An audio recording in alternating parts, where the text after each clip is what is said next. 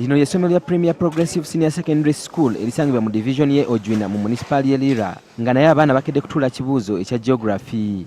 Muno mwe mubadde n'omuzeeyi ow'emyaka 63 eyeeyita Ajam Man erinnya lino lyatadde ku mpapula okukoleddwa ebibuuzo.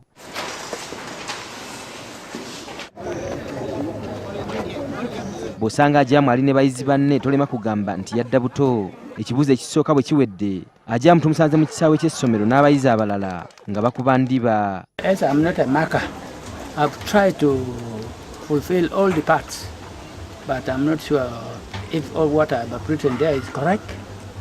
I'm yet to have to wait or I have to continue with the other papers. Ajam atubuulidde ensonga lwaki yaddayo okukwata ekkalaamu eyamulema obuto ate nga abaddewo emyaka gyonna. I decided to go back to school to expand my knowledge.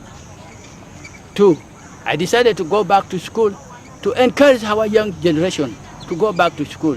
Ajam ekibiina abadde akituulamu n'omwana owuwe nga bayambagana ate nga bwe basindana. Sometimes I can fear him that if I'm studying with my father in the same class and I fail the question that teacher asked me with, it's not good.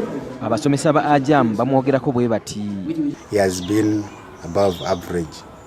That is his performance. And what I know is that there has been a lot of competition between him and his daughter. Mukyala wa Ajam omulimi nga ye Lili yatola fizza bba ne bawala baabwe basatu.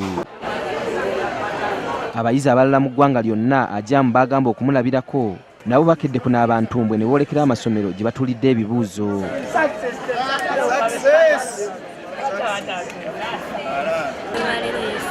Kisasire Mukama, mbeera n'ekisa Mukama, kubanga olina ekisa kingi ekitajjulukuka. Yesu Katonda waffe tuyambe.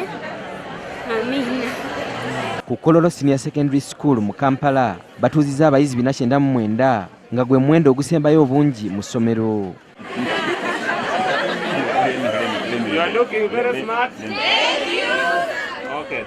Abaana batudde mu halls ennene 3 ne tugatako ebibiina 3. Wabula omukulu w'essomero atubuulidde nti bali mu kattu kuba gavumenti tennabaweereza nsimbi ez'abayizi aba bonna basome. Tubanja this term ne mabega awo mwaka giri ebiri tubanjayo bitonotono kubanga tebaweereza zonna. Naye taamu omwaka guno taamu esooka n'eyokubiri zo baweereza ze twali tusuubira. Ekibuuzo ekisoose ekikeereyemu mu masomero agasinga obungi nga bwe gutera okuba buli mwaka. Ebibuuzo ebitandise olwaleero bya kukomekkerezebwa nga 18 omwezi ogujja.